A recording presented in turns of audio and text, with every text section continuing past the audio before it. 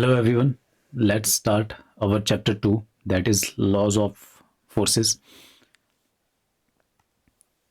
तो first of all हमें study करना है फोर्सेस के बारे में. Force, what is a force? तो फोर्स हमने फर्स्ट चैप्टर में भी देखा था कि force is the action of one body over another body, कि एक बॉडी दूसरे पर क्या इफेक्ट डालती है, that is called a force. तो फोर्स हमारे बहुत टाइप की हो सकती है. First one is the contact force and body forces.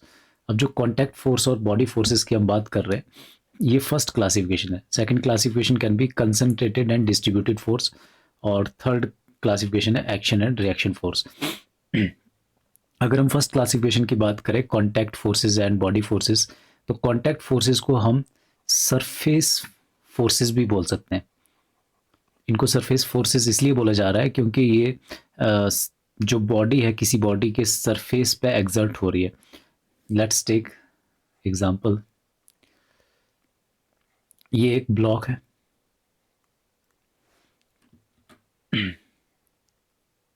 अब इस ब्लॉक पे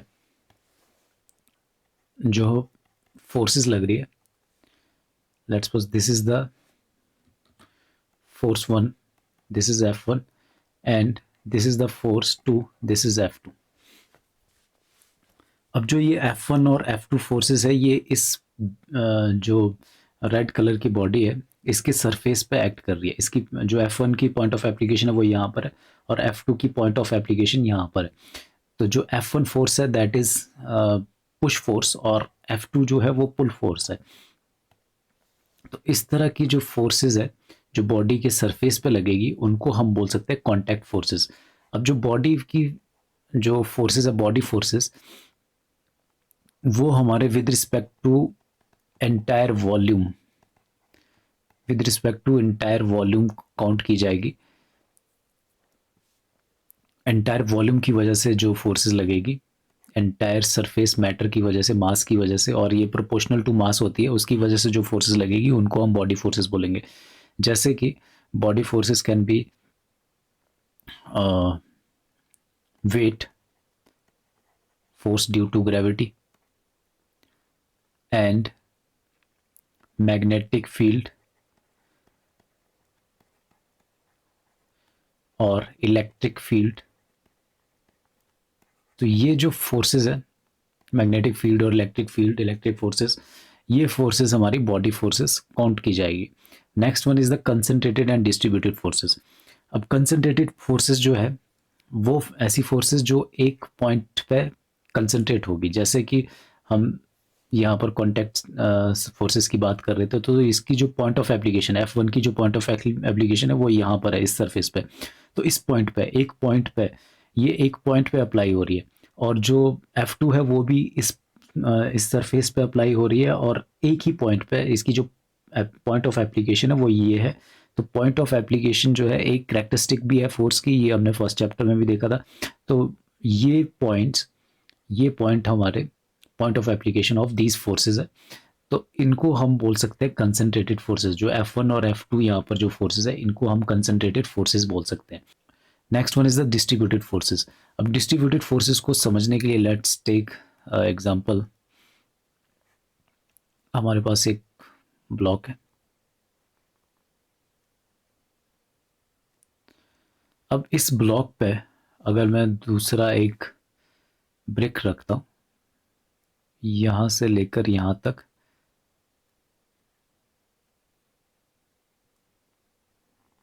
एक ब्रिक रखा है यहां पे,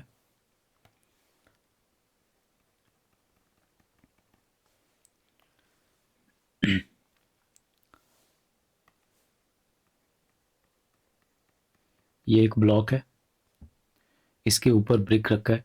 अब जो ब्रिक है इसका जो वेट है, वो वेट यहां से लेकर यहां तक कुछ एक्शन शो कर रहा होगा.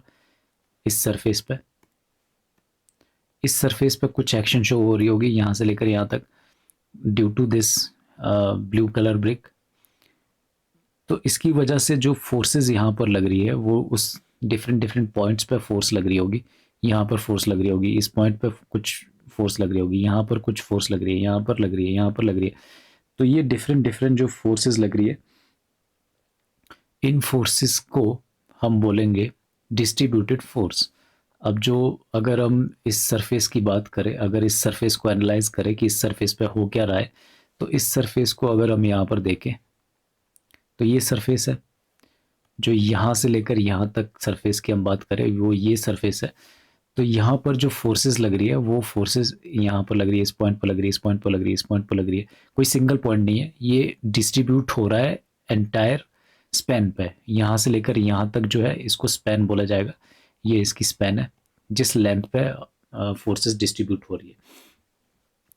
तो डिस्ट्रीब्यूटेड फोर्सेस जो है वो दो तरह से डिस्ट्रीब्यूट हो सकती है, यूनिफॉर्मली डिस्ट्रीब्यूट हो सकती है या वेयरिंग हो सकती है, वो वेरी कर सकती है। अगर फोर्स का जो मैग्नीट्यूड है वो सेम रहता है इस स्पैन पे, पूरी स्पैन पे अगर जो आपका ये वाली स्पैन है इस पे अगर मैग्नीट्यूड सेम रहता है तो उसे हम कहेंगे यूनिफॉर्मली डिस्ट्रीब्यूटेड फोर्स, और अगर वो वेरी करता है तो उसे हम यूनिफॉर्मली वेरिंग फोर्स भी बोल सकते हैं। लेट्स टेक एग्जांपल, एक वेसल है हमारे पास, ये वेसल है, सेम वेसल मैं यहाँ भी ड्रॉ कर रहा हूँ।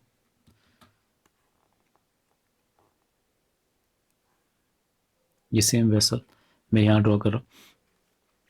अब क्या है कि मैं इसमें फिल कर रहा हूँ मेटल बॉल्स। अब मेटल बॉल्स यहाँ पर मैंने फिल किया, यहाँ फिल किया, same weight, same specification, same material की जो मेटल बॉल्स है वो मैंने यहाँ फिल कर दिए।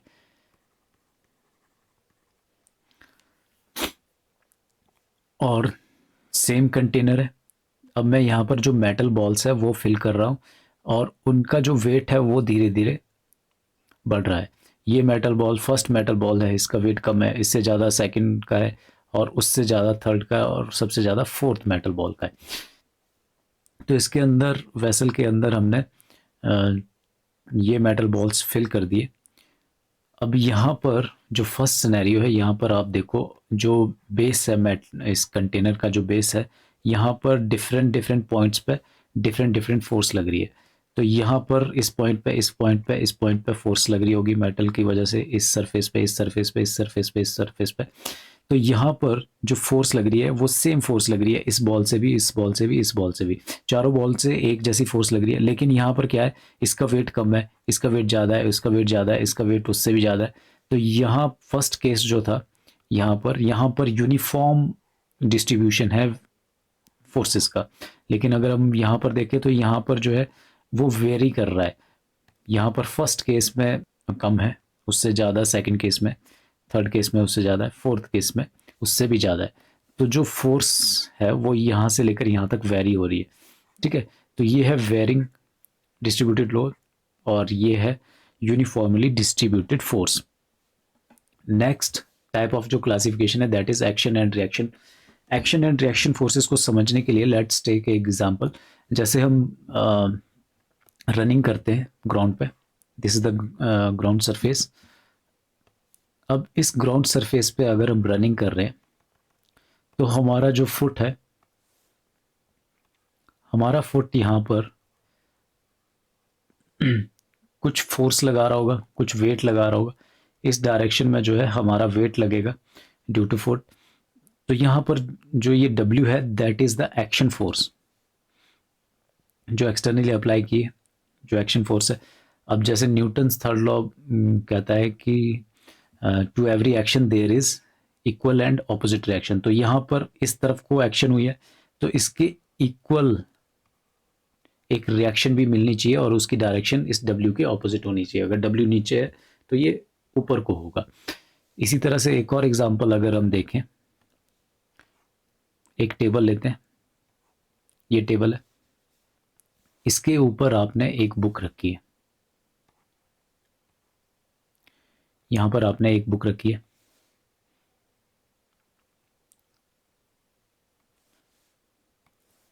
ओके, ये बुक है। अब ये बुक नीचे को अपना वेट लगाएगी, वेट की डायरेक्शन नीचे होगी W, और इसी के ही ऑपोजिट डायरेक्शन में रिएक्शन मिलेगी जो टेबल का सरफेस है, ये टेबल है, इसके सरफेस से जो रिएक्शन मिलेगी दैट इज आर। तो R is the reaction force and W is the action force. कुछ और एग्जांपल्स हम फोर्सेस के ले सकते हैं, जैसे push and pull, tension and compression forces. और कंसंट्रेटेड फोर्सेस के भी ये same example, push and pull हम ले सकते हैं, टेंशन एंड कंप्रेशन हम बोल सकते हैं कि ये एग्जांपल है हमारे कंसंट्रेटेड फोर्सेस के। फ्रिक्शन फोर्स को भी कंसंट्रेटेड फोर्स मान सकते हैं, और कांटेक्ट फोर्स भी मानते हैं हम फ्रिक्शन फोर्स को। एयर रेजिस्टेंस भी एक तरह से हमारी कांटेक्ट फोर्स है, वो भी किसी पॉइंट पे एक्ट करेगी। तो ये थे different types of force. Next है आपके पास फोर्स सिस्टम। अब फोर्स सिस्टम होता क्या है कि अगर किसी बॉडी पर डिफरेंट डिफरेंट फोर्सेस लग रही है, ये कोई बॉडी है, इस पर जो फोर्सेस लग रही है, let's suppose this is the F1 force, F2 force, F3 force, F4 force, direction कुछ भी है, मैग्नीट्यूड कुछ भी है। तो ये जो सिस्टम बना है डिफरेंट डिफरेंट फोर्सेस का, एक से ज़्यादा फोर्स हो सकती है, एक फोर्स हो सकती है, तो उसको हम बोलते हैं, किसी बॉडी पर जो डिफरेंट नंबर ऑफ फोर्सेस जो एक्ट कर रही है उसको हम बोलेंगे this whole system is called as force system. ये हमारा फोर्स सिस्टम होगा। तो फोर्स सिस्टम के टाइप्स अगर देखें तो हम क्लासिफाई करते हैं coplanar force system, non coplanar force system. अब कोप्लेनर और नो कोप्लेनर को अंडरस्टैंड करने के लिए जैसे कि नाम बता रहा है कि कोप्लेनर, अगर एक ही प्लेन में फोर्सेस है तो उसको कोप्लेनर फोर्सेस बोला जाएगा। अगर डिफरेंट डिफरेंट प्लेन्स में फोर्सेस एक्ट कर रही है तो उनको नॉन कोप्लेनर फोर्स सिस्टम बोला जाएगा। तो इसको अंडरस्टैंड करने के लिए let's take 3 axis in space, mutually perpendicular axis जो हम लेते हैं, this one is the X, this one is the Y and this one is the Z. तो ये डिफरेंट डिफरेंट प्लेन्स बना रही है, ये जो एक्सिस है ये आपस में डिफरेंट डिफरेंट प्लेन्स बनाती है। तो ये वाला जो प्लेन है ये एक प्लेन हुआ, y और x एक्सिस जो है एक प्लेन बना रही है। इसी तरह से जो x और z एक्सिस है ये अलग से प्लेन बना रही है। इसी तरह से जो y और z एक्सिस है ये अलग से प्लेन बना रही है। तो यहाँ पर हमने जो प्लेन्स देखे, this one is the x y plane, ये हमारा एक्स वाई प्लेन हो गया, ये हमारा वाई जेड प्लेन हो गया, ये हमारा जेड एक्स प्लेन हो गया। तो अगर फोर्सेस हमारी डिफरेंट डिफरेंट प्लेन्स में एक्ट कर रही है, कुछ फोर्स इधर एक्ट कर रही है, कुछ फोर्स इसमें एक्ट कर रही है, कुछ फोर्सेस इधर एक्ट कर रही है, तो इस फोर्स सिस्टम को, डिफरेंट डिफरेंट प्लेन्स में एक्ट करने वाले फोर्स सिस्टम को हम बोलेंगे नॉन कोप्लेनर फोर्स सिस्टम। और कोप्लेनर फोर्स सिस्टम क्या हुआ कि अगर फोर्सेस हमारी किसी एक ही प्लेन में एक्ट कर रही है, जैसे कि x y plane, let's suppose ये कोई एक्स वाई प्लेन है।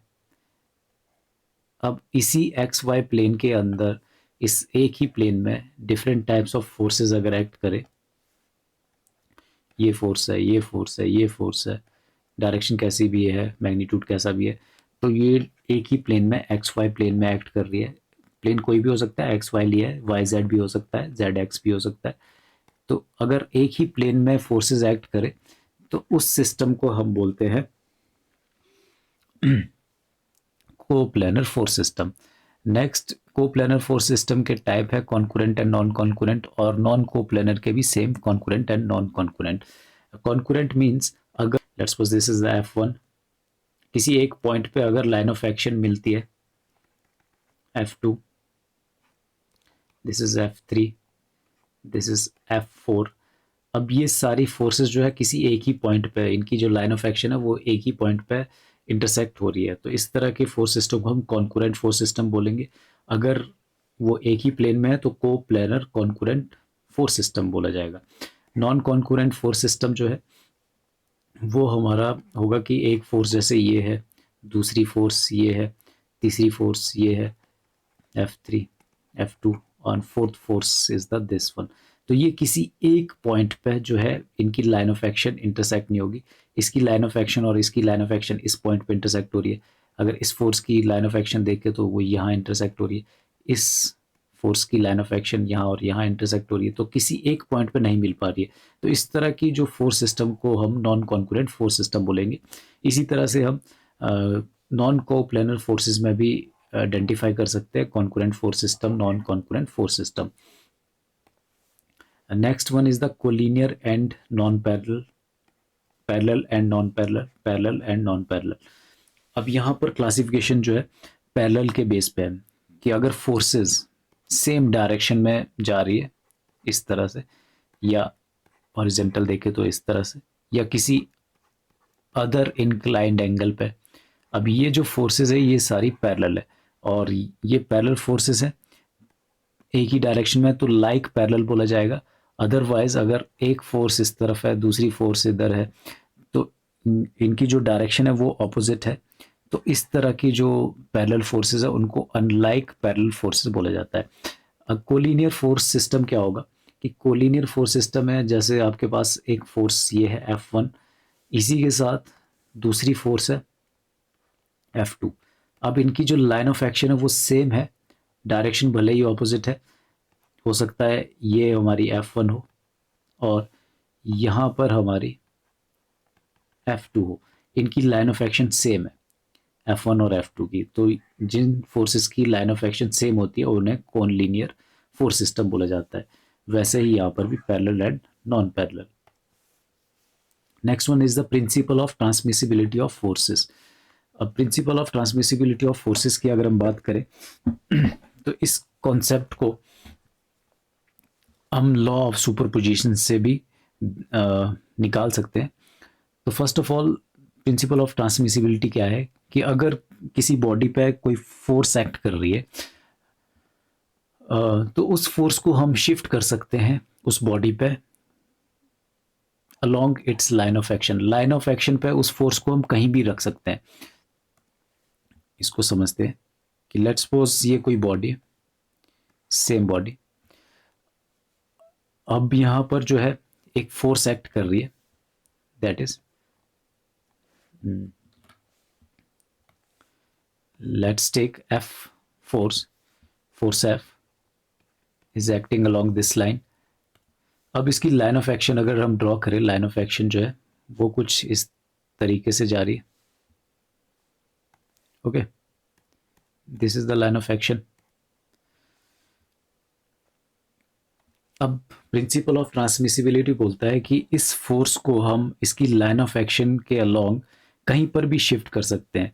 अब जो लाइन ऑफ एक्शन है वो ये है, वाइट कलर की लाइन, लाइन ऑफ एक्शन है F फोर्स की, और जो पॉइंट ऑफ एप्लीकेशन है इस F फोर्स का वो यहाँ पर है, इस पॉइंट पे जहाँ पर एरो बना है। तो इस पॉइंट ऑफ एप्लीकेशन को हम कहीं भी शिफ्ट कर सकते हैं, कहीं भी ले जा सकते हैं।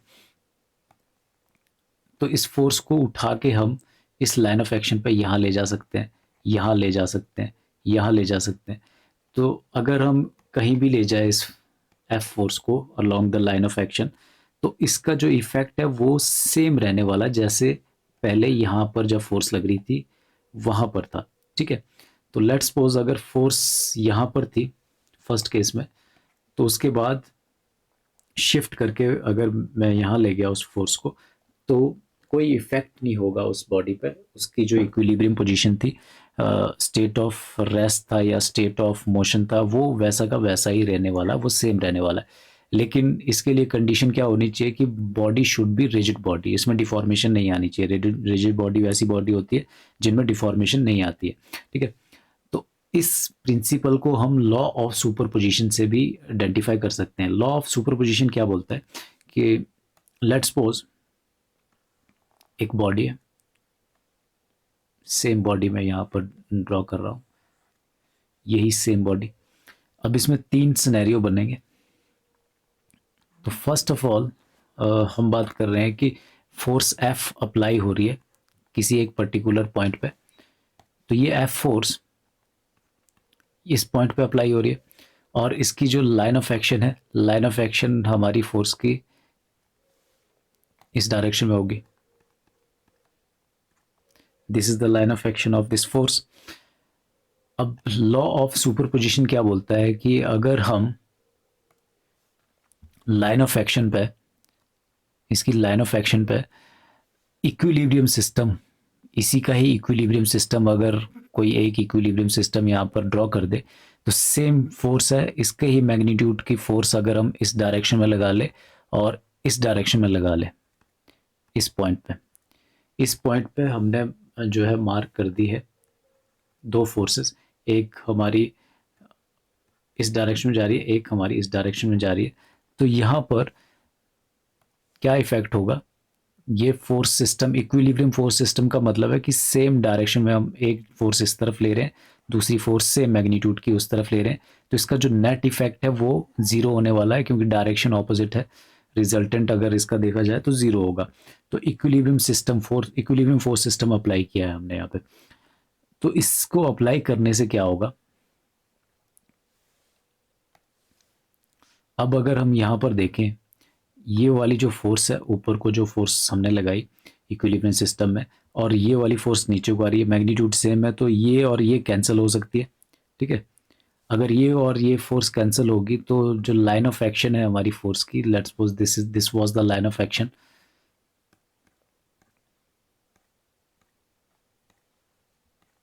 तो इस लाइन ऑफ एक्शन पे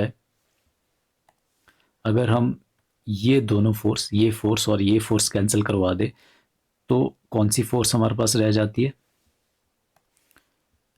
एफ फोर्स हमारे पास यहाँ रह जाती है। तो ये एफ फोर्स जो है यहाँ से लेकर यहाँ पर शिफ्ट होगी, तो जो इक्विलिब्रियम जो कंडीशन थी बॉडी की, जो सिस्टम का स्टेट ऑफ रेस्ट था बॉडी का या स्टेट ऑफ मोशन था, वो सेम एज इट इज़ ही रहा। ठीक है, कोई इफेक्ट नहीं हुआ। तो वही तो प्रिंसिपल ऑफ ट्रांसमिसिबिलिटी भी बोल रहा था कि अगर फोर्स को हम along the line of action shift कर दे किसी भी पॉइंट पे, तो कोई इफेक्ट नहीं पड़ेगा बॉडी की पोजीशन पे, उसके जो स्टेट है उस पर कोई इफेक्ट नहीं पड़ेगा। वही हमने लॉ ऑफ सुपरपोजिशन से निकाला कि लॉ ऑफ सुपरपोजिशन बोलता है कि अगर इक्विलिब्रियम सिस्टम, दो फोर्स सिस्टम हमने यहाँ पर लगाए, तो इक्विलिब्रियम फोर्स सिस्टम यहाँ पर लगाया, उसके वजह से क्या हुआ कि जो फोर्स नेट इफेक्ट जो है इस फोर्स का बचा हमारे पास। तो ये और ये जो पोजीशन है ये सेम एक ही पोजीशन आइडेंटिफाई करती है। ठीक है, और next topic is resultant force. अब रिजल्टेंट फोर्स क्या है कि रिजल्टेंट फोर्स किसी फोर्स सिस्टम का, अगर एक बॉडी लिया जाए, ये एक बॉडी है, अब इस पर डिफरेंट फोर्सेस लग रही हैं, F2, F3, F4, F5। Okay, तो ये 5 फोर्सेस यहाँ पर इस बॉडी पे एक्ट कर रही है। अब इस बॉडी पे जो ये 5 फोर्सेस जो इफेक्ट डाल रही है, 5 फोर्सेस इफेक्ट, वो किसके इक्वल होगा, वो हमारा कोई एक सिंगल फोर्स, ये किसी भी डायरेक्शन में हो सकती है, मैं अभी जनरल समझने के लिए इस डायरेक्शन में रिजल्टेंट फोर्स शो कर रहा हूँ। तो R is the resultant force. तो क्या होगा, जो 5 फोर्सेस इस बॉडी पे इफेक्ट डाल रही थी, वो सिंगल, जो रिजल्टेंट का इफेक्ट होगा वो इन 5 फोर्सेस के इफेक्ट के इक्वल होगा। ठीक है, तो जो ये रेस्ट, अगर बॉडी रेस्ट में थी या मोशन में थी, तो सेम इफेक्ट जो है एक रिजल्टेंट के होने से भी होगा। ठीक है, नेक्स्ट हम बात करते हैं कॉम्पोजिशन ऑफ फोर्स। अब जब कॉम्पोजिशन ऑफ फोर्स पढ़ते हैं, कॉम्पोजिशन, जैसे कि हमने रिजल्टेंट की बात की कि रिजल्टेंट जो है बहुत सारे फोर्सेस का नेट इफेक्ट जो है रिजल्टेंट के इक्वल आएगा। तो अगर हम बात करें कि रिजल्टेंट, किसी फोर्स सिस्टम की रिजल्टेंट निकालनी हो, तो डिफरेंट डिफरेंट मेथड्स है। इन मेथड्स को हम कॉम्पोजिशन ऑफ फोर्स बोलेंगे। जो हम मेथड यूज़ करने वाले रिजल्टेंट निकालने के लिए, फोर्स सिस्टम से रिजल्टेंट निकालना is known as composition of force. Next one is the resolution of force. अब फोर्स को अगर स्प्लिट करना है, दो पार्ट में अगर एक फोर्स को स्प्लिट करना है, तो उसको रेजोल्यूशन ऑफ फोर्स बोला जाएगा। और जिस फोर्स के हमने पार्ट्स किए होंगे उस फोर्स को रिजॉल्व फोर्स बोला जाएगा। और जो कंपोनेंट, जो पार्ट्स, दो पार्ट्स हमारे पास आए हैं उनको हम कंपोनेंट फोर्सेस बोलेंगे। और ये कंपोनेंट फोर्स जो है, जो मेन रिजॉल्व फोर्स थी उसको रिप्लेस कर देता है फोर्स सिस्टम में। तो मतलब क्या है कि अगर आपके पास कोई एक एफ फोर्स है और ये हॉरिजेंटल के साथ एंगल थीटा बना रही है, तो यहाँ पर क्या होगा, जो एफ है वो रिजॉल्व फोर्स होगी। अगर इसके दो कंपोनेंट किया जाए एफ एक्स और एफ वाई, तो ये एफ एक्स और एफ वाई जो है कंपोनेंट ऑफ फोर्सेस बन जाएंगे और ये रिप्लेस कर देंगे इस एफ को। ठीक है, तो जो हम मेथड पढ़ते हैं रिजोल्यूशन ऑफ फोर्सेस के, तो दो टाइप से हम कंपोनेंट्स कर सकते हैं किसी फोर्स के, उसको रिजॉल्व कर सकते हैं। तो first method is mutually perpendicular components. अगर जो एफ एक्स और एफ वाई अगर हम परपेंडिकुलरली स्प्लिट कर दे तो उसको हम म्यूचुअली परपेंडिकुलर कंपोनेंट्स बोला जाएंगे। दूसरा है नॉन परपेंडिकुलर कंपोनेंट। अब नॉन परपेंडिकुलर कंपोनेंट में क्या होगा कि एफ एक्स और एफ वाई जो है इनके बीच में जो एंगल है वो हम 90 डिग्री नहीं लेंगे। ओके, और म्यूचुअली परपेंडिकुलर कंपोनेंट को ही रेक्टेंगुलर कंपोनेंट भी बोला जा रहा है। तो यहाँ पर इसका एग्जांपल देख लेते हैं। Let's suppose this was the F force. अब इसके कंपोनेंट करने थे और हमें पता है कि ये हॉरिजेंटल के साथ कुछ एंगल बना रही है। Let's suppose angle is theta. तो यहाँ पर अगर कंपोनेंट करने हैं तो कंपोनेंट हम म्यूचुअली परपेंडिकुलर करेंगे। तो दो मेथड है उसको करने के। एक कंपोनेंट एक्स की डायरेक्शन में होगा, एक कंपोनेंट वाई की डायरेक्शन में होगा। तो जो एक्स की डायरेक्शन में हुआ है that is F x, and जो वाई की डायरेक्शन में होगा दैट इज एफ वाई। अब जो एफ फोर्स है इसको हमने रिजॉल्व कर दिया एफ एक्स और एफ वाई में। ठीक है, सेकंड केस हो सकता है एफ फोर्स ये हमारा वर्टिकल के साथ एंगल बना रही है, वर्टिकल के साथ एंगल बना रही है theta. This F force is making angle theta with the vertical. ये हो सकता है। और इसके अगर कंपोनेंट करें तो इस डायरेक्शन में जो एक्स की डायरेक्शन में कंपोनेंट होगा दैट इज एफ एक्स, और इस डायरेक्शन में जो कंपोनेंट होगा that is F y, F x and F y. अब जो एफ एक्स और एफ वाई है वो किसके इक्वल आएंगे? F x is equal to, जब भी हम रिजॉल्व करते हैं कंपोनेंट करते हैं, जिस जिस भी साइड एंगल बनता है, यहाँ पर एंगल बन रहा है थीटा विद हॉरिजेंटल, एक्स के साथ ही एंगल बन रहा है, तो वो जो कंपोनेंट है एफ कॉस थीटा हो जाता है। जिसके साथ एंगल बनता है उसको हम कॉस कॉस का कंपोनेंट लेते हैं, जैसे एफ कॉस थीटा। ठीक है, और इसके परपेंडिकुलर जो कंपोनेंट आएगा that will B F sine theta. तो यहाँ पर जो एफ वाई है वो एफ साइन थीटा होगा इस केस में। अगर ये केस 1 है, ये केस 2 है, तो इस केस में जो है एफ एक्स क्या होगा और एफ वाई क्या होगा। पहले एफ वाई देखते हैं। जैसे कि अब मैंने कहा कि जो एफ फोर्स है अगर वो जिस लाइन के साथ, जिस तरफ को एंगल बना रही है वो कंपोनेंट कॉज का होता है, तो यहाँ पर जो एफ वाई है वो एफ कॉज थीटा हो जाएगा इस बार, क्योंकि एंगल जो है थीटा एंगल वो वाई के साथ बन रहा है। और यहाँ पर अगर हम एक्स की बात करें एफ एक्स, तो एफ एक्स जो है वो एफ साइन थीटा हो जाएगा। ठीक है, तो इस तरह से रिजॉल्व करते हैं हम फोर्स को इन म्यूचुअली परपेंडिकुलर कंपोनेंट्स में, और इनको ही हम रेक्टेंगुलर कंपोनेंट भी बोलते हैं। अगर हम दूसरा केस देखें कि फोर्स एफ है, इसको हमने रिजॉल्व करना है इन टू कंपोनेंट्स, लेकिन इस बार जो कंपोनेंट होंगे वो हमारे म्यूचुअली परपेंडिकुलर नहीं होंगे। इस तरह से ये एफ एक्स है, ये एफ वाई है। अब यहाँ पर जो ये एफ फोर्स है वो एंगल अगर इस तरफ को बना रही है अल्फ़ा, इस तरफ को बना रही है बीटा वाई कंपोनेंट के साथ। तो ये हमारे नॉन परपेंडिकुलर कंपोनेंट्स है। नेक्स्ट हम बात करते हैं कि जो हमारे म्यूचुअली परपेंडिकुलर कंपोनेंट्स जो आए हैं वो डिफरेंट डिफरेंट क्वाड्रेंट्स में डिफरेंट डिफरेंट शो होंगे। जैसे ये फर्स्ट क्वाड्रेंट है, ये सेकंड क्वाड्रेंट है, ये थर्ड क्वाड्रेंट है,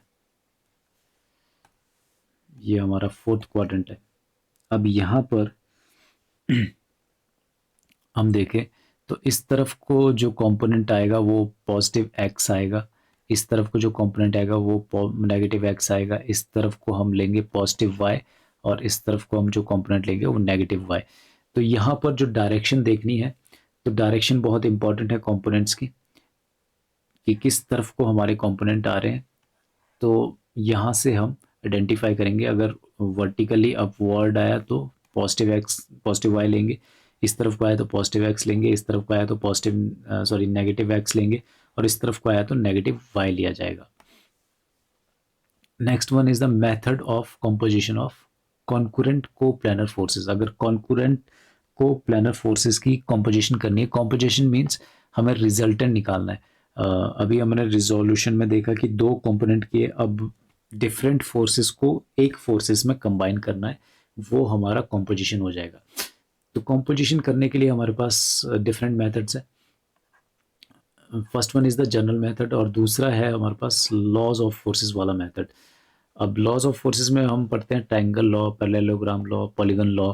एनालिटिकल मेथड और ग्राफिकल मेथड दोनों हम यूज़ कर सकते हैं to calculate composition of forces. ये सिर्फ कॉन्करेंट कोप्लेनर फोर्सेस के लिए पढ़ रहे हैं और नॉन कोप्लेनर फोर्स सिस्टम के लिए जो डिफरेंट चैप्टर्स आने वाले हैं तो उनमें डिस्कस किया जाएगा। तो अगर हम जनरल मेथड की बात करें तो जनरल मेथड में क्या है, लेट्स टेक एग्जांपल। एक ब्लॉक है,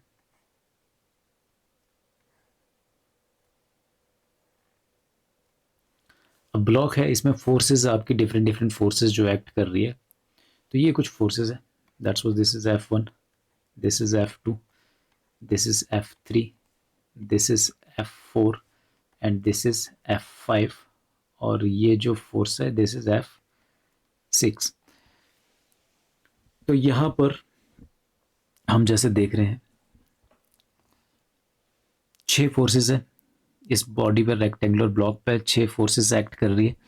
तो इन 6 फोर्सेस के अगर कंपोनेंट देखे जाए तो जो ये F1 है इसका जो कंपोनेंट होगा वो कैसे कैलकुलेट होगा, और जो F4 है, F3 है, F5 है, इसका कंपोनेंट कैसे कैलकुलेट होगा। तो इसको कैलकुलेट करने के लिए हम क्वाड्रेंट देखते हैं। सो लेट्स सपोज अगर फोर्स हमारी यहाँ पर इस डायरेक्शन में एक्ट हो रही है, दिस इज F1। अब अगर इसके कंपोनेंट करने हो तो ये ऑलरेडी पॉजिटिव एक्स की डायरेक्शन में, तो इसके कंपोनेंट करने की वैसे ज़रूरत नहीं है, लेकिन अगर हम कंपोनेंट देखें तो F1x कर सकते हैं और F1y y की डायरेक्शन में कर सकते हैं। तो x की डायरेक्शन तो यही है और y की डायरेक्शन ये, अगर कंपोनेंट करने हो तो लेट्स सपोज थीटा एंगल बना रहा था ये हॉरिजॉन्टल एक्स के साथ, और थीटा जो है वो यहाँ पर 0 डिग्री होगा। तो 0 डिग्री f cos 0 डिग्री हमारा f के इक्वल आ जाएगा, cos 0 डिग्री 1 होता है। और दूसरा y की तरफ देखें तो वो साइन 0 डिग्री आएगा, क्योंकि एंगल जो है x के साथ हॉरिजॉन्टल के साथ 0 डिग्री होगा, तो वो हमारा 0 हो जाता है। तो y की तरफ इसका कोई कंपोनेंट नहीं आएगा। वैसे ही अगर फोर्स हमारी y की डायरेक्शन में, अगर फोर्स हमारी इस डायरेक्शन में, जो ये फोर्स है ये F2 है, तो ये ऑलरेडी y की डायरेक्शन में, तो x की तरफ इसका जो कंपोनेंट है वो 0 हो जाएगा।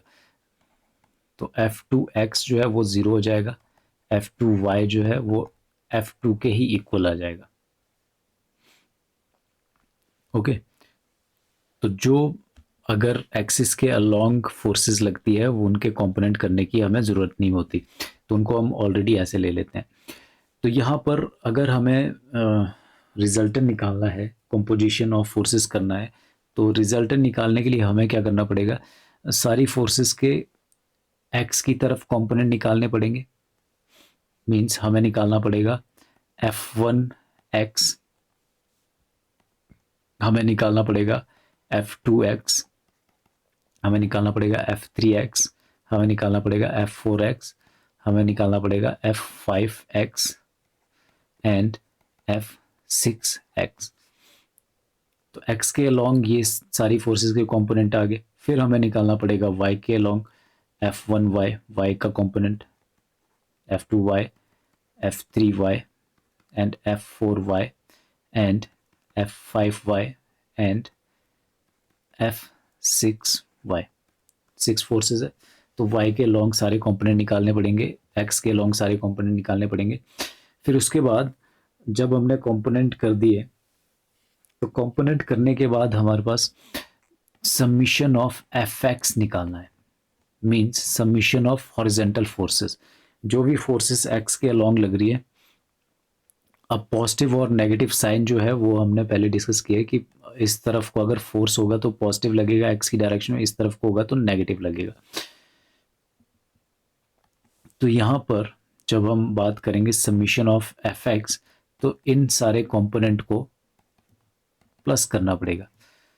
अब जैसे हम यहाँ पर देख रहे हैं कि F1 जो है वो इसी तरफ है, तो x की तरफ ही है F1, और जो F3 है उसका x की तरफ कोई कंपोनेंट नहीं आएगा, तो ये तो ज़ीरो आ गया, ठीक है। और F5 का भी ज़ीरो आ जाएगा, वो भी y के ऊपर ही है। तो इनके कंपोनेंट निकाल के, बाकी फोर्सेस के कंपोनेंट निकाल के हम समीशन ऑफ Fx निकाल देंगे।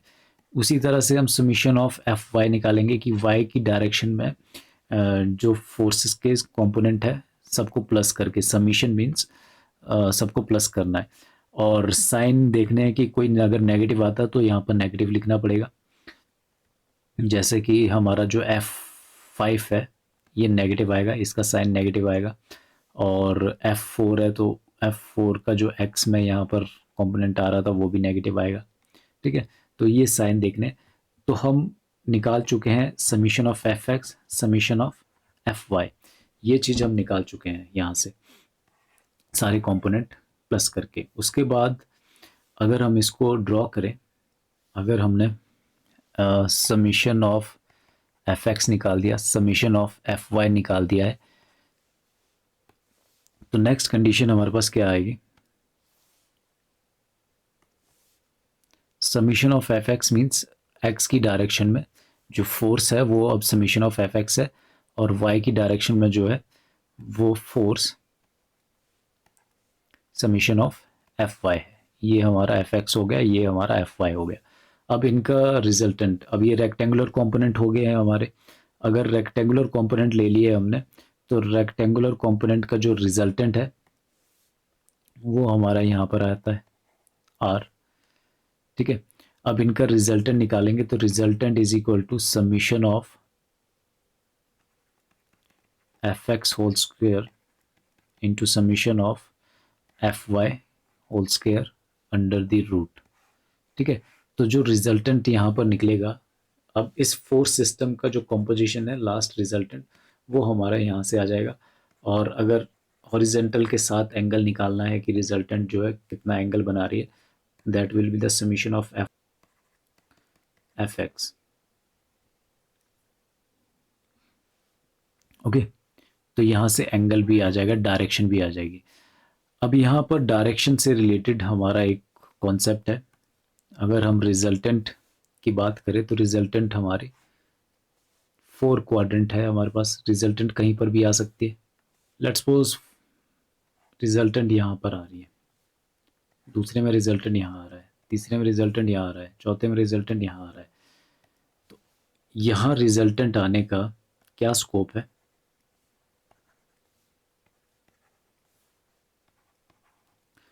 ऐसा कब होगा, जब हमारा समीशन ऑफ Fx इस तरफ हो, समीशन ऑफ Fy इस तरफ हो, ठीक है। तो मीन्स ये दोनों प्लस है, पॉजिटिव y पॉजिटिव x। अगर हम यहाँ बात करें तो समीशन ऑफ Fy यहाँ है, समीशन ऑफ Fx यहाँ है। तो सेकंड क्वाड्रेंट में अगर हमारा रिजल्टेंट आ रहा है तो समीशन ऑफ एफ एक्स जो है वो नेगेटिव आएगा। और अगर हम यहाँ पर बात करें कि समीशन ऑफ थर्ड क्वाड्रेंट में समीशन ऑफ एफ एक्स है वो नेगेटिव होगा, और यहाँ पर इस डायरेक्शन में आएगा समीशन ऑफ एफ वाई और वो नेगेटिव होगा। जब ये दोनों नेगेटिव है तो हमारा थर्ड क्वाड्रेंट में हमारा जो है रिजल्टेंट आएगा। और यहाँ पर जब हम बात कर रहे हैं, यहाँ पर समीशन ऑफ एफ एक्स इस तरफ है और समीशन ऑफ एफ वाई जो है वो हमारा नेगेटिव होगा और समीशन ऑफ एफ एक्स हमारा पॉजिटिव होगा। नेक्स्ट है हमारे पास triangle law and polygon law, sorry parallelogram law first. तो ट्राइंगल लॉ क्या बोलती है कि अगर आपके पास कोई एक बॉडी है, उस पर फोर्सेस लग रही है, कोई दो फोर्सेस लग रही है, कॉन्करेंट फोर्सेस। अब दो फोर्सेस आपके पास एक्ट कर रही है, let's suppose this is F1, this is F2। अब इन दोनों फोर्सेस के बीच में जो एंगल है दैट इज थीटा। तो ट्रायंगल लॉ बोलता है कि अगर दो फोर्सेस, दो कॉन्करेंट फोर्सेस को अगर हम ट्रायंगल की दो साइड बना दे,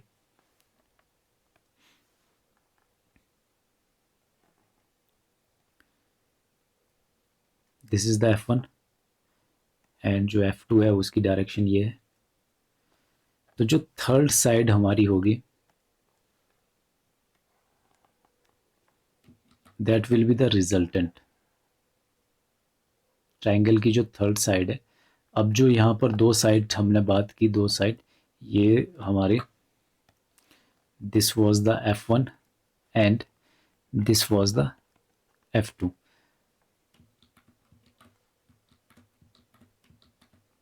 दिस वाज द F2। अब यहाँ पर अगर हम देखें जो एंगल थीटा है वो हमारा ये वाला एंगल थीटा हो जाएगा, ओके। और यहाँ पर अगर हम बात करें रिजल्टेंट की, तो रिजल्टेंट जो है वो हमारी, जैसे हमारा जो F1 है, F1 की डायरेक्शन इस तरफ है और जो F2 है उसकी डायरेक्शन इस तरफ है, जैसा यहाँ पर दे रखा था वैसे ही हमने दो साइड बना दी ट्रायंगल की, और जो थर्ड साइड है ट्रायंगल की वो एनक्लोज करेगी ट्रायंगल को और यही रिजल्टेंट होगी। This will be our R, this is R, और इसकी डायरेक्शन जो है वो ऑपोजिट होगी इनके ऑर्डर से। अब F1 जो है, F2 है, ये एक एंटी क्लॉकवाइज ऑर्डर बना रहे हैं और जो रिजल्टेंट है वो हमारा क्लॉकवाइज होगा, ऑपोजिट ऑर्डर में होगा। ये ट्रायंगल लॉ बोलती है। अब यहाँ पर अगर हम देखें, एनालाइज करें थोड़ा सा, तो O A B let's suppose, तो ग्राफिकल मेथड अगर हमें देखना हो तो ग्राफिकल मेथड जैसे F1 होगा 10 न्यूटन है, तो 10 न्यूटन लेट्स सपोज हम ले लेंगे, 2 न्यूटन को 1 सेंटीमीटर मान लेंगे, तो 10 न्यूटन हमारा 5 सेंटीमीटर हो जाएगा। तो ओ ए ड्रॉ करेंगे सबसे पहले ग्राफिकल मेथड में, सबसे पहले ओ ए हॉरिजॉन्टल लाइन ड्रॉ करेंगे, फिर हमें एंगल पता होगा कि F2 और F1 के बीच में कितना एंगल है, तो F2 का मैग्नीट्यूड भी दे रखा होगा। लेट्स सपोज F2 जो है 20 न्यूटन है, तो इसकी जो लेंथ है ए बी की, वो हमारी जो लेंथ है ये वाली, ये इस एंगल पे 10 सेंटीमीटर आ जाएगी। और जो लास्ट हमारा जो बचता है इनक्लोजिंग साइड, इसको अगर हम मेज़र करेंगे तो यहाँ से ओ बी की जो वैल्यू है वो रिजल्टेंट के इक्वल आ जाएगी। लेट्स सपोज अगर रिजल्टेंट हमारा 30 सेंटीमीटर आ रहा है, तो सॉरी 12 सेंटीमीटर आ रहा है, तो ये जो लेंथ है वो हमारी जो रिजल्टेंट है वो 24 न्यूटन हमारी काउंट हो जाएगी। ये ग्राफिकल मेथड है। लेकिन अगर हम बात करें एनालिटिक मेथड की, तो एनालिटिक मेथड में हमें क्या करना पड़ेगा, हमें थोड़ा सा यहाँ पर एनालाइज करना पड़ेगा। लेट्स सपोज यहाँ से हम एक परपेंडिकुलर लेते हैं टू द हॉरिजॉन्टल लाइन, और ये जो पॉइंट है this is the C point, okay.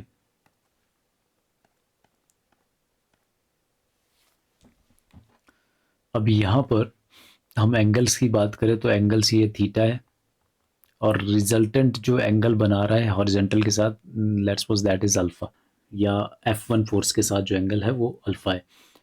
तो हम अगर यहाँ पर देखें तो जैसे कोई एक स्ट्रेट लाइन है, उसके बीच में जो एंगल होता है ये हमारा टोटल 180 डिग्री एंगल होता है। तो यहाँ पर जो कंप्लीट एंगल जो होना था पॉइंट ए पे यहाँ से लेकर यहाँ तक जो एंगल बनना था वो 180 बनना था, ये वाला एंगल थीटा है, तो इस तरफ को जो एंगल बचेगा वो हमारा 180 माइनस थीटा होगा, this will B 180 minus theta this angle. अब हमें बचता है लास्ट एक एंगल निकालने को, एंगल ओ बी ए। तो एंगल ओ बी ए, अगर हम बात करें ट्राइंगल की, तो ट्राइंगल के सभी एंगल का सम कितना होता है 180 डिग्री। तो angle O B A plus alpha, एक एंगल ये वाला हो गया, ओ बी ए हो गया ये वाला एंगल, फिर हमारा अल्फ़ा हो गया, फिर हमारा ये एंगल हो गया, तीन एंगल जो ट्राइंगल के बन रहे हैं, 180 माइनस अल्फ़ा, ये होना चाहिए इक्वल टू 180। अब 180 180 दोनों के साइन प्लस है तो ये कैंसिल हो जाएंगे, सॉरी 180 माइनस थीटा है वो, अल्फा नहीं है, 180 माइनस थीटा। तो angle O B A plus alpha minus theta should be equal to 0, क्योंकि ये कैंसिल हो गया। अब यहाँ पर एंगल ओ बी ए अगर हम कैलकुलेट करें तो angle O B A is equal to theta minus alpha. तो ये जो एंगल है ये वाला, ये हमारा थीटा माइनस अल्फ़ा होगा। ओके, तो अगर हमारे पास तीनों एंगल आ चुके हैं ट्राइंगल के, ये एंगल आ गया, ये एंगल आ गया, ये एंगल आ गया, तो हम यहाँ पर साइन लॉ लगा सकते हैं। साइन लॉ, साइन लॉ में क्या होगा, F1 साइन लॉ बोलता है कि जैसे हम F1 ले रहे हैं, तो F1 फोर्स ले रहे हैं, तो उसका जो एंगल, हम साइन का जो एंगल लेंगे अपॉन में, वो हम ऑपोजिट डायरेक्शन में लेंगे जो ये एंगल नहीं बना रही है। F1 जो है दो एंगल बना रही है, ये अल्फ़ा बना रही है और इधर को 180 माइनस थीटा बना रही है, तो ये एंगल नहीं लेना है, तो बचा हमारा एंगल थीटा माइनस अल्फ़ा। तो F1 is equal to sine theta minus alpha, that should be equal to F2। अब जो F2 फोर्स है उसके सामने जो एंगल है, F2 फोर्स उसके सामने एंगल है अल्फ़ा, और वो खुद 180 माइनस थीटा और थीटा माइनस अल्फ़ा इस एंगल को बना रही है, तो सामने वाला जो एंगल बचता है वो बचता है साइन अल्फ़ा, तो वो यहाँ पर काउंट होगा। फिर उसके बाद रिजल्टेंट, रिजल्टेंट की बात करें तो रिजल्टेंट जो है दो एंगल बना रही है, एक इस तरफ को थीटा माइनस अल्फ़ा और इस तरफ को अल्फ़ा, तो इन दोनों एंगल को यूज़ नहीं करेंगे, सामने वाला एंगल यूज़ करेंगे 180 माइनस थीटा, तो ये आएगा sine 180 minus theta, and this 180 minus theta sine 180 minus theta जो है वो हमारा सिंपल साइन थीटा के ही इक्वल होता है, तो इसकी जगह हम यहाँ पर साइन थीटा भी लिख सकते हैं। तो ये हमारी जो साइन लॉ है इसके अकॉर्डिंग यहाँ पर इक्वेशन बनेगी। अब रिजल्टेंट निकालनी होगी, तो रिजल्टेंट निकालने के लिए हम किसी भी एक इक्वेशन के इक्वल इसको इक्वेट करेंगे और वहाँ से आर की वैल्यू कैलकुलेट की जा सकती है। या आपके पास दो फोर्सेस यहाँ पर दी होनी चाहिए, एंगल आपके पास दिए होने चाहिए, कम से कम दो एंगल आपके पास दिए होने चाहिए, तो वहाँ से हम कैलकुलेट कर सकते हैं थर्ड फोर्स सिस्टम। तो ये था ट्राइंगल लॉ।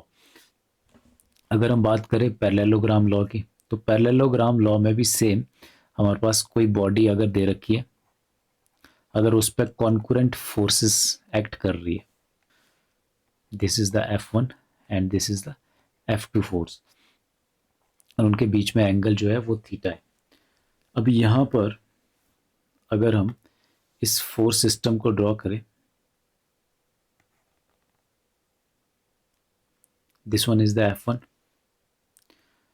अब हमें क्या करना है, इन कॉन्कुरेंट फोर्स सिस्टम को दो साइड्स ऑफ पैरेललोग्राम के अकॉर्डिंग ड्रॉ करना है, this one is the F2 and this one is the F1।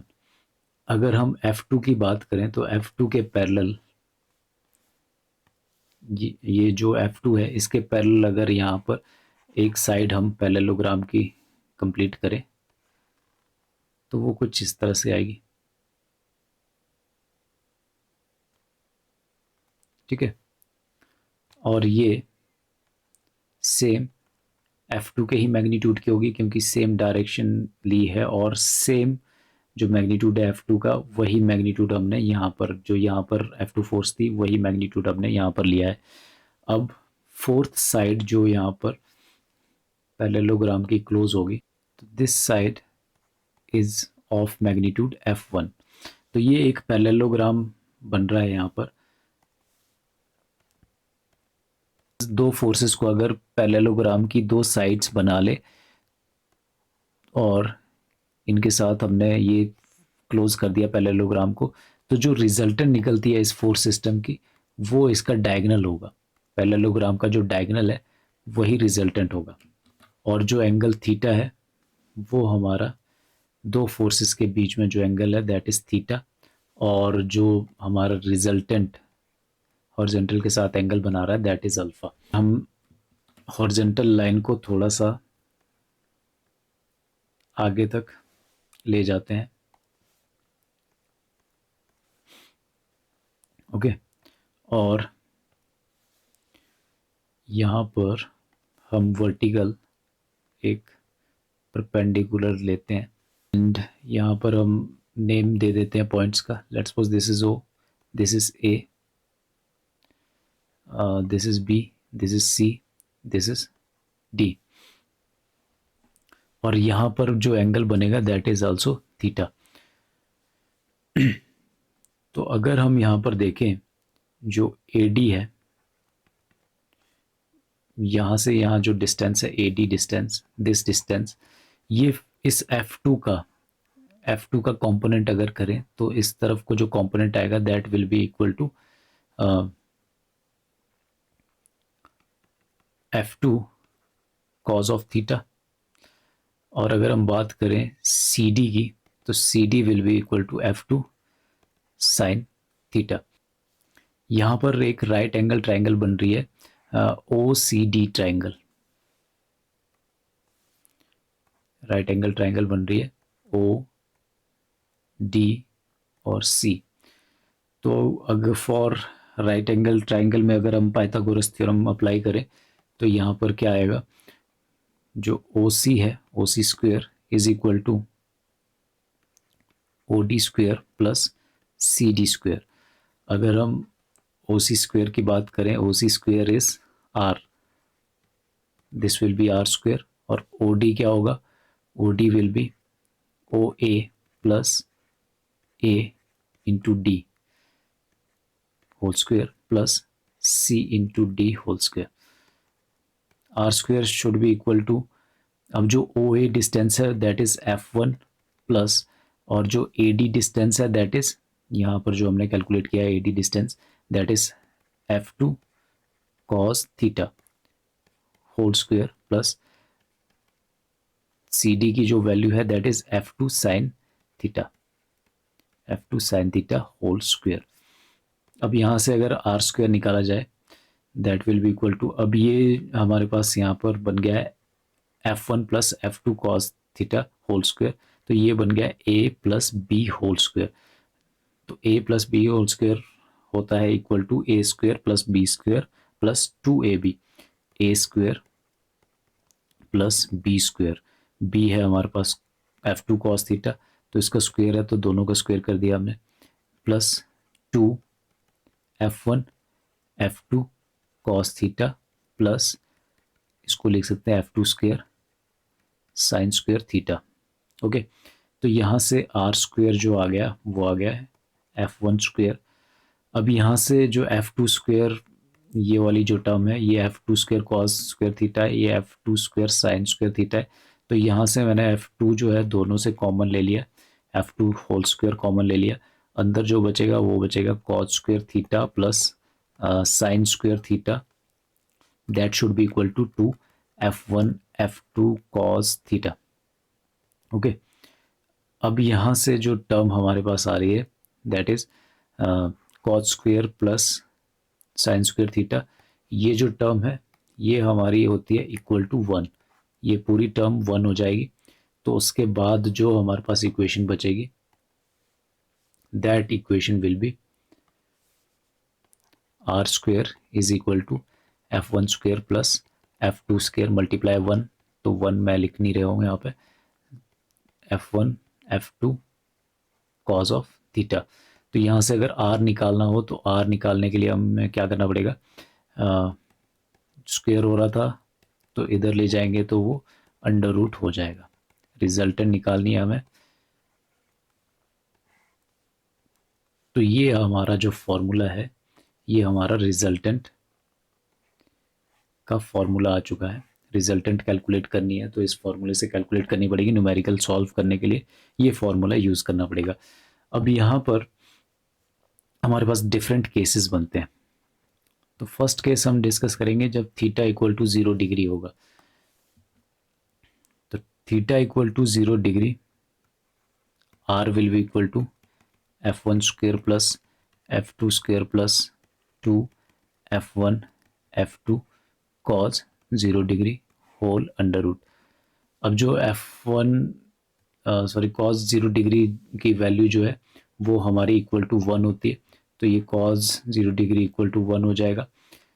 तो उसके बाद हमारे पास जो बचेगा that is R F1 square plus F2 square plus 2 F1 F2 whole under root.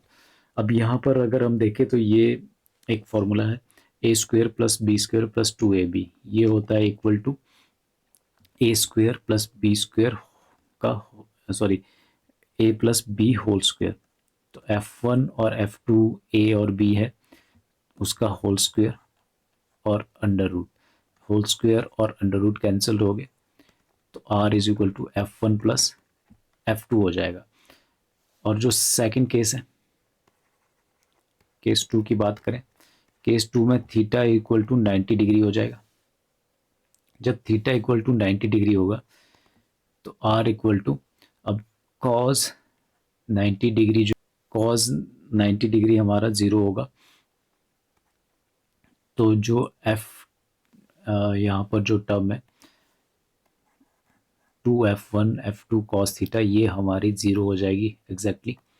तो R की value F1 square plus F2 square हो जाएगी अंडर रूट। और यहाँ पर अगर आप ध्यान दो कि ये जो है ये हमारा रेक्टेंगुलर कंपोनेंट का केस भी है, जो हमारा रिजल्टेंट हम निकाल रहे थे जिसमें समीशन ऑफ एफ एक्स इस तरफ था, समीशन ऑफ एफ वाई इस तरफ था, और बीच में एफ एक्स और एफ वाई के बीच में जो एंगल है दैट इज़ 90 डिग्री। तो ये हमारा जो जर्नल कॉम्पोजिशन का केस था वो मेथड, तो वो सेम यहाँ पर शो कर रहा है, ये वाला case. Next one, case third की अगर हम बात करें, केस थर्ड में क्या है, थीटा इक्वल टू 180 डिग्री ले रहे हैं। अब अगर दोनों फोर्सेस के बीच में जो एंगल है वो 180 हो गया, तो कॉज 180 डिग्री जो हो जाएगा वो माइनस हो जाएगा। तो ये जो टर्म है ये पूरी F1 square plus F2 square plus 2 F1 F2 into -1। अब ये फॉर्मूला जो है A square plus B square minus 2ab हो जाएगा। तो ये आर की जो वैल्यू है वो F1 माइनस F2 हो जाएगी। अब यहाँ पर अगर हम देखें, जो अगर 180 हो रहा है एंगल, तो इसका मतलब है कि जो F1 है वो इस तरफ को होना चाहिए, F2 यहाँ पर होना चाहिए, बीच में एंगल 180 होना चाहिए, दोनों एक दूसरे के ऑपोजिट है। तो कोलिनियर फोर्सेस का रिजल्टेंट सीधा F1 माइनस F2, आप अगर ऐसा सिस्टम कहीं दिखाई देता है तो आप सीधा ये लिख सकते हो। और अगर हम बात करें यहाँ पर जब 0 डिग्री है, 0 डिग्री मीन्स F1 इस तरफ है, F2 भी उसी तरफ है, तो यहाँ पर जब रिजल्टेंट निकाल रहे तो F1 प्लस F2 आ रहा है 0 डिग्री वाले केस में। तो यहाँ से आप डायरेक्ट सीधा ये सिस्टम से यहाँ पर देख के आप लिख सकते हो resultant is equal to F1 plus F2। Next हम डिस्कस करेंगे पॉलीगन लॉ। लेट्स सपोज एक बॉडी है, अब उस पर जो डिफरेंट डिफरेंट फोर्सेस एक्ट कर रही है,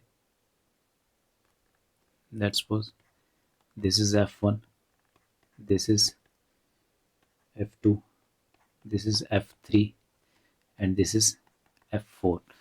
अगर हम इन फोर्स सिस्टम से एक पॉलीगन बनाने की कोशिश करें, F1 इस डायरेक्शन में लग रही है तो F1 इस डायरेक्शन में, F1 और F2 फिर इस डायरेक्शन में है, और F3 इस डायरेक्शन में, एंड F4 इस डायरेक्शन में, यहाँ पर F1 इस डायरेक्शन में, F2 इस डायरेक्शन में, F3 इस डायरेक्शन में एंड F4 इस डायरेक्शन में। अब जो पॉलीगन बनाने के लिए ये लास्ट साइड जो है, ये क्लोज करने के लिए जो साइड बचती है आपके पास, this side is the last side, तब हमारी जो है पॉलीगन फुल क्लोज्ड हो जाएगी, क्लोज्ड पॉलीगन हो जाएगी। तो ये जो लास्ट साइड है इसी को हम रिजल्टेंट बोलते हैं और इसका ऑर्डर जो है वो ऑपोजिट होना चाहिए। तो पॉलीगन लॉ बोलता है कि अगर हम फोर्स सिस्टम को एज ए पॉलीगन ड्रॉ करें, पॉलीगन की साइड्स ड्रॉ करें उन फोर्सेस से, तो जो लास्ट क्लोजिंग साइड जो होगी that will be the resultant of that force system. Next हम डिस्कस करते हैं free body diagram. Free body diagram क्या होते हैं? These are the isolated diagrams, और इन डायग्राम में आपको शो करना पड़ेगा ऑल फोर्सेस, चाहे वो एक्शन फोर्सेस है चाहे रिएक्शन फोर्सेस है, सारी फोर्सेस आपको शो करनी पड़ेगी। बॉडी फोर्सेस शो करनी पड़ेगी, जितनी भी फोर्सेस आप सिस्टम में देखोगे वो सारी आपको शो करनी पड़ेगी। आइसोलेटेड डायग्राम्स का मतलब है कि आपको डिफरेंट फिगर्स को, डिफरेंट बॉडीज़ को आइसोलेट करना है, एक एक करके अलग करना है और उनके फ्री बॉडी डायग्राम बनाने हैं। तो एग्जांपल देखते हैं। लेट्स सपोज ये एक कंटेनर है, ओके। इस कंटेनर में हमारे पास कुछ बॉल्स हैं। This is the first body and this is the second body. ये सर्कुलर है। This is body A, this is body B. अगर हम यहाँ पर बात करें फ्री बॉडी डायग्राम, तो फ्री बॉडी डायग्राम जो है बॉडी ए के लिए अलग से बनाना पड़ेगा, बॉडी बी के लिए अलग से बनाना पड़ेगा, और जो हमारा ये वेसल है इसके लिए भी अलग से बनाना पड़ेगा। तो फर्स्ट ऑफ ऑल हम बॉडी ए के लिए ड्रॉ करते हैं free body diagram. This is the body A. अब यहाँ पर हो क्या रहा है, जो बॉडी ए है इसका वेट जो है वो नीचे को लगेगा, this will be the weight of body A. और जहाँ पर ये टच कर रही है बॉडी टू को, यहाँ पर जो बॉडी बी है वो फोर्स लगाएगी बॉडी ए पे, और जो बॉडी ए है वो फोर्स लगाएगी बॉडी बी पे। बॉडी बी की वजह से जो फोर्स यहाँ पर लगेगी, let's suppose that is F B. और जो बॉडी ए है वो ही हमारे यहाँ पर भी सपोर्ट ले रही है कंटेनर में, तो यहाँ पर रिएक्शन लगेगी, reaction force A let's suppose. और जो हमारा बॉटम सरफेस है यहाँ वेसल का, यहाँ इस पॉइंट पे भी आपको रिएक्शन फोर्स ऊपर को देखने को मिलेगी, तो वो रिएक्शन फोर्स भी आपको ऊपर को शो करनी पड़ेगी। Let's suppose this is R B. तो ये हो गया free body diagram for body A. अब अगर अब बॉडी बी की बात करते हैं, तो बॉडी बी, इसका फ्री बॉडी डायग्राम अगर बनाना हो, first of all weight of body B, और यहाँ पर जो हमारा बॉडी ए है वो बी पर फोर्स लगाएगी, और वो फोर्स इस डायरेक्शन में है, that force will be equal to F A let's suppose. और जो बॉडी बी है वो सपोर्ट ले रही है वेसल के इस सरफेस से, और रिएक्शन मिलेगी वहाँ पे, तो this is the reaction, let's suppose reaction C. अगर हम वेसल की बात करें, वेसल का फ्री बॉडी डायग्राम बनाना हो, तो जो स्टेप्स फॉलो करने हैं फ्री बॉडी डायग्राम बनाने के लिए, स्टेप नंबर 1 है कि बाकी बॉडीज से जिस बॉडी का फ्री बॉडी डायग्राम बनाना है उसको आइसोलेट कर देना है, उसको अलग कर देना है। अलग कर दिया, उसके बाद ऑल एक्शन रिएक्शन फोर्सेस, जहाँ पर भी सपोर्ट है वहाँ पर रिएक्शन मिलेगी और उसका वेट होगा, तो वो सारा हमें शो करना है। तो वेसल का जो वेट है, लेट्स सपोज इस डायरेक्शन में जो वेट लगेगा दैट इज़ डब्ल्यू वी, और यहाँ पर वेसल के साथ बॉडी ए टच हो रहा है तो यहाँ पर रिएक्शन मिलेगा, यहाँ टच हो रहा है तो वहाँ पर भी रिएक्शन मिलेगा। तो यहाँ पर जो बॉडी ए है वो फोर्स अप्लाई करेगी, let's suppose force is something Fd, और जो बॉडी बी है वो भी अप्लाई करेगी फोर्स यहाँ पर वेसल पे, that force is equal to Fe, let's suppose. तो ये हमारे फ्री बॉडी डायग्राम का एक एग्जांपल है। Let's take another examples of free body diagram. Let's suppose आपके पास एक वॉल है, एक बॉडी स्ट्रिंग से अटैच्ड है। तो इस बॉडी का अगर फ्री बॉडी डायग्राम बनाना हो, दिस इज द बॉडी, तो इसका बॉडी का कुछ वेट होगा, लेट्स सपोज W, और यहाँ पर ये इस स्ट्रिंग से अटैच्ड है, तो यहाँ पर टेंशन होगी, टेंशन लगेगी, स्ट्रिंग की टेंशन। और अगर बॉडी यहाँ पर वॉल के साथ टच होती तो यहाँ पर रिएक्शन भी मिलती है आपको, लेकिन अभी टच नहीं हो रही है तो रिएक्शन नहीं शो किया हमने। अनदर एग्जांपल है, ये सरफेस है, इसके ऊपर एक ब्लॉक ए रेस्ट कर रहा है और दूसरा ब्लॉक बी उसके ऊपर रेस्ट कर रहा है। तो यहाँ पर अगर free body diagram of block A बनाना पड़े तो ब्लॉक ए का जो फ्री बॉडी डायग्राम है वो कुछ इस तरह से दिखेगा। This will be the weight of block A. इसके ऊपर जो है वो जो फोर्स अप्लाई होगी from the B, let's suppose that is F B. अगर हम बात करें ब्लॉक बी की,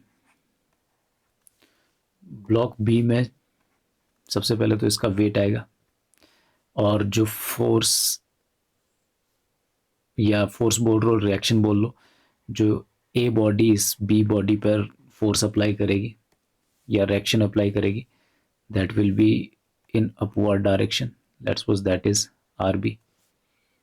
ओके, तो ये free body diagram for A है, ये free body diagram for B है, और यहाँ पर रिएक्शन भी आना था फ्रॉम बॉटम सरफेस।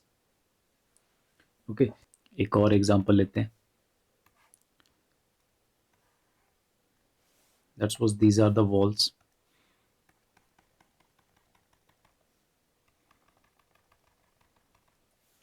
और हमारे पास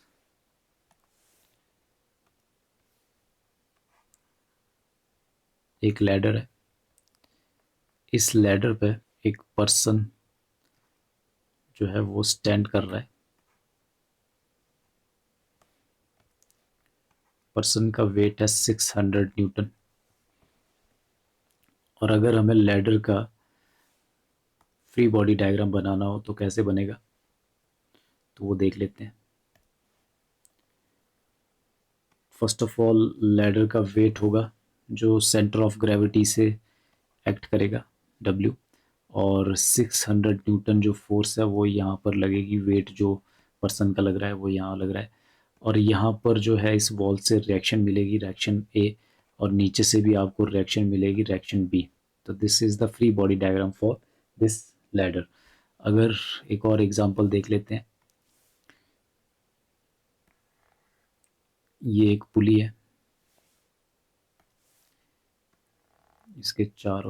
इसके दोनों तरफ से स्ट्रिंग अटैच्ड है, और स्ट्रिंग में आपके पास यहाँ पर एक ब्लॉक हैंग कर रहा है।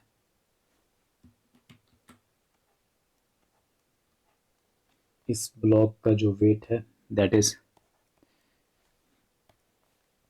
600 न्यूटन, और इसका 200 न्यूटन, और ये ब्लॉक जो है यहाँ पर रेस्ट कर रहा है ग्राउंड पे। तो अगर हमें ये ए ब्लॉक का फ्री बॉडी डायग्राम बनाना हो तो इसका वेट आएगा 600 न्यूटन, और नीचे से रिएक्शन आएगी अपवर्ड डायरेक्शन में, लेट्स सपोज आ रहे, और ऊपर टेंशन T, ठीक है। और अगर हम बी बॉडी की बात करें तो बी ब्लॉक का जो फ्री बॉडी डायग्राम है उसका वेट होगा 200 न्यूटन, और ऊपर को जो टेंशन है that will B T। Next is equilibrium of a body. Body को इक्विलिब्रियम में कब बोला जाएगा, जब उसका जो रिजल्टेंट है वो ज़ीरो हो जाए। रिजल्टेंट ज़ीरो मीन्स उसके जो एफ ऑफ एक्स है, summation of F of x वो ज़ीरो हो जाए, summation of F of y zero हो जाए, तो हम बोल सकते हैं कि जो रिजल्टेंट है वो ज़ीरो हो जाएगा। तो ये कंडीशन ऑफ इक्विलिब्रियम, दो कंडीशन है। First one is summation of F X should be equal to zero, summation of F Y should be equal to zero. और एक और कंडीशन होती है summation of movements should be equal to zero, या फिर anti clockwise movement should be equal to clockwise movement. Equilibrant क्या होता है? It is a single force opposite and equal of magnitude of resultant of a force system. अगर कोई body है उस पर डिफरेंट डिफरेंट फोर्सेस लग रही थी और फिर हमने एक रिजल्टेंट निकाला, और अगर इसके ऑपोजिट सेम मैग्नीट्यूड की हम एक फोर्स लगा लेते हैं तो इस फोर्स को बोला जाता है इक्विलिब्रियंट।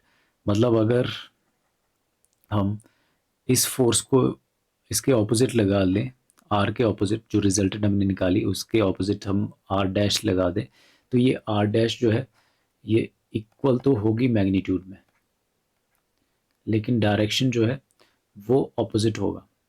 तो ऑपोजिट होने का मतलब क्या है कि हम इक्विलिब्रियम बना रहे हैं। ये फोर्स सिस्टम था, इससे हमने कैलकुलेट किया रिजल्टेंट, और रिजल्टेंट कैलकुलेट हुआ तो जो भी इफेक्ट बॉडी पर आ रहा था अगर उसको इक्विलिब्रियम पोजीशन में लाना है तो हमें क्या करना पड़ेगा? इक्विलिब्रियम फोर्स सिस्टम बनाना पड़ेगा।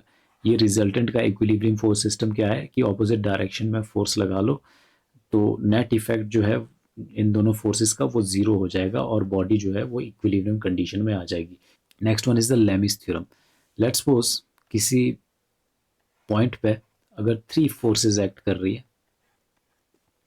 This is F1, F2 and F3, और हमें एंगल्स पता है, हर एक फोर्सेस के बीच में जो एंगल है वो पता है। F1 और F2 के बीच में पता है, F2 और F3 के बीच में एंगल पता है, और F3 और F1 के बीच में एंगल पता है। तो हम लेमिस थ्योरम के अकॉर्डिंग यहाँ पर अगर हम इक्वेशन लिखें तो यहाँ पर F1 अपॉन साइन ऑफ, जैसे साइन लॉ हम लिखते थे तो उसमें जो डिफरेंट एंगल है, जो सामने वाला एंगल है वो हम कंसीडर करते थे, लेकिन यहाँ पर लेमिस थ्योरम में क्या होगा? लेमिस थ्योरम में हम कंसीडर करेंगे जो फोर्स, जैसे F1 है तो F1 जो है कौन कौन सा एंगल बना रही है, अल्फ़ा बना रही है F2 के साथ और गामा बना रही है F3 के साथ। तो ये एंगल नहीं आएगा, एंगल आएगा यहाँ पर साइन के साथ बीटा, जो F1 नहीं बना रहा है, दिस विल बीटा। और अगर हम F2 की बात करें तो अदर जो एंगल है वो हम काउंट करेंगे साइन गामा, और F3 की बात करें तो वो साइन अल्फ़ा। तो ये इक्वेशन बन जाएगी। यहाँ से अगर हमें दो दो फोर्सेस दे रखी है, एंगल दे रखे हैं, तो हम थर्ड फोर्स कैलकुलेट कर सकते हैं। This is the Lami's theorem.